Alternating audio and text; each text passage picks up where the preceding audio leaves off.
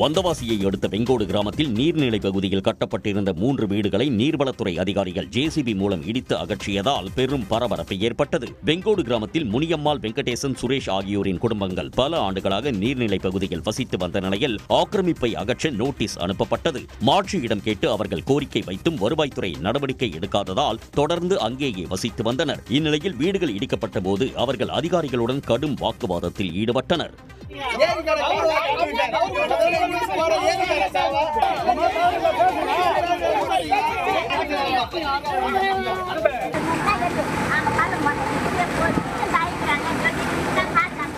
தங்களுக்கு உடனடியாக மாற்று இடம் வழங்க வேண்டும் என பாதிக்கப்பட்ட மக்கள் கோரிக்கை விடுத்துள்ளனர். புதுக்கோட்டை மாவட்டம் பொன்னமராவதி அருகே 100 நாள் வேலை திட்டத்தின் கீழ் குளம் வெட்டும் பணியின் போது 516 பழங்கால செப்பு நாணயங்கள் கண்டெடுக்கப்பட்டன. சேரனூர் ஊராட்சியில் VP ஜீராம்ஜி திட்டத்தின் கீழ் புதிதாக குளம் வெட்டும் பணி நடைபெற்ற போது மண்ணை தோண்டிய தொழிலாளர்கள் துணியில் சுற்றப்பட்ட நிலையில் 516 பழங்கால செப்பு நாணயங்களை கண்டறிந்தனர். இந்த நாணயங்களில் பாம்பு, சூலாயுதம் மற்றும் சிவன் உருவங்கள் பொறிக்கப்பட்டுள்ளன. புதிய குளம் வெட்டும் போது அந்த குளத்துல நாணயம் தென்பட்டது. அதை மறுபடியும் வெட்டி எடுக்கும் போது ஒரு துணியில கட்டியிருந்துச்சு. அந்த நாணயங்கள் பிரித்து பார்க்கும்போது 516 நாணயங்கள், செம்பு நாணயங்கள் இருந்துச்சு. அந்த நாணயங்கள் அனைத்தும் எங்க ஊராட்சி செயலாளர், மக்கள் நல பணியாளர் மூலமாக VO, தாசில்தார் அவங்க அலுவலகத்துக்கு பொதுமக்கள் அனைவரும் கொண்டு ஒப்படைக்கப்பட்டது. கண்டெடுக்கப்பட்ட நாணயங்கள் ஊராட்சி செயலாளர் மற்றும் மக்கள் நலப்பணியாளர் முன்னிலையில் கிராம நிர்வாக அலுவலர் மற்றும் வட்டாட்சியரிடம் ஒப்படைக்கப்பட்டன.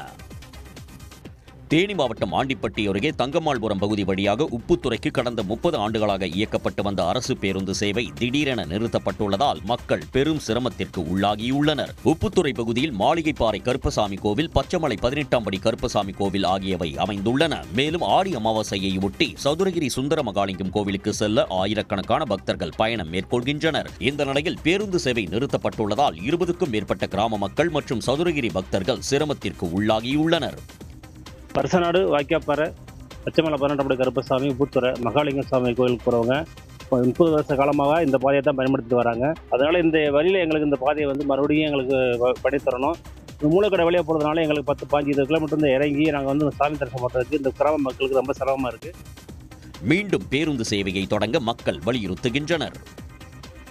வத்தலகுண்டு அருகே அரசு பேருந்துகள் அடுத்தடுத்து நடுவழியில் பழுதாகி நின்றதால் பயணிகள் அவதியடைந்தனர். திண்டுக்கல்லிலிருந்து போடி நோக்கி சென்ற அரசு பேருந்து வத்தலகுண்டு அருகே உள்ள முத்தலாபுரம் பாலத்தை கடந்தபோது முன்பக்க டயர் திடீரென வெடித்ததால் பயணிகள் அதிர்ச்சி அடைந்தனர். இதேபோன்று தாண்டிக்குடி மலை கிராமத்தில் இருந்து வத்தலகுண்டு நோக்கி வந்த அரசு பேருந்து ஒன்று இடையில் பழுதாகி நின்றுள்ளது. திண்டுக்கல், தேனி மாவட்டங்களில் இயக்கப்படும் பெரும்பாலான பேருந்துகள் போதிய பராமரிப்பின்றி இயக்கப்படுவதாக பயணிகள் குற்றம் சாட்டியுள்ளனர்.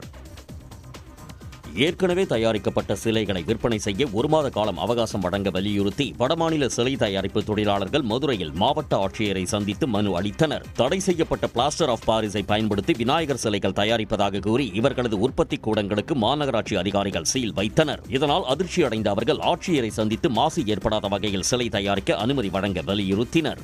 வட்டிக்கு வாங்கிட்டு அப்புறமா நாங்கள் இது செய்கிறோம்.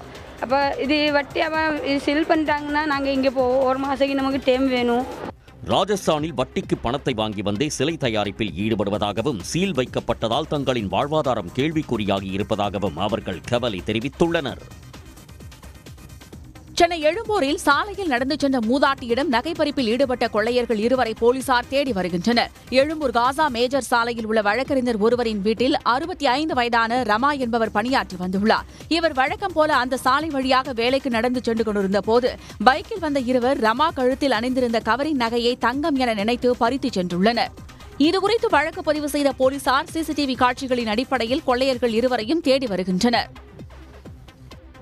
இந்திய கூட்டணியில் இணைவதற்கான வாய்ப்பு அதிகம் உள்ளதாக தமிழ் மாநில காங்கிரஸ் கட்சித் தலைவர் GK வாசன் தெரிவித்துள்ளார். பல்லடத்தில் செய்தியாளர்களை சந்தித்த அவர் மாணவர்களின் உயிரிழப்பை தடுக்கும் வகையில் நீட் தேர்வு அவசியம் இல்லை என கூறினார்.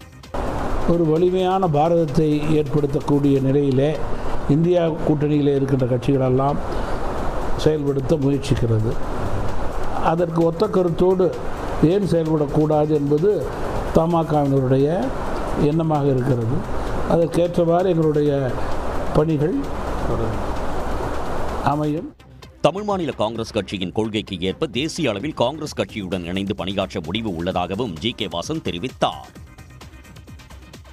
கன்னியாகுமரி மாவட்டம் புதுக்கடை பகுதியில் இயங்கும் டாஸ்மாக் கடையில் மது பாட்டிலுக்கு நிர்ணயிக்கப்பட்ட விலையை விட கூடுதலாக வசூலிப்பதாக புகார் எழுந்துள்ளது. மதுப்பிரியரிடம் பாட்டிலுக்கு ₹5 கூடுதலாக கேட்டு ஊழியர் ஒருவர் வாக்குவாதம் செய்யும் வீடியோ சமூக வலைதளங்களில் வெளியாகியுள்ளது.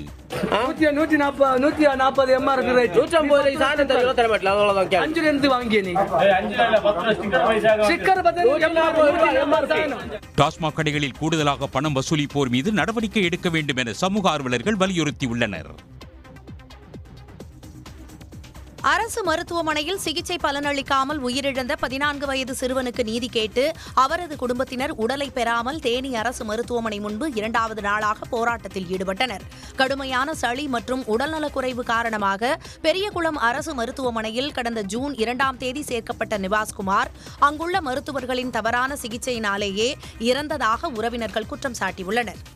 கவனக்குறைவின் காரணமாக, அஜாக்கிரதையின் காரணமாக, மருத்துவருடைய அலட்சியத்தின் காரணமாக இன்றைக்கு சிகிச்சையிலே சேர்க்கப்பட்டு மரணித்திருக்கிறார்கள். இந்த மரணம் விளைவித்த குற்றத்தை அந்த மயக்கவியல் டாக்டரை 106 செக்ஷன் PNS ஆக்டின்படி குற்றவாளியாக சேர்க்க வேண்டும் என்று அவர்களுடைய பெற்றோர்கள் கருதுகிறார்கள். போலீசார் சாதாரண பேச்சு நடத்தி தேனி அரசு மருத்துவமனை முன்பு போராட்டத்தில் ஈடுபட்டவர்களை கலைந்து போகச் செய்தனர்.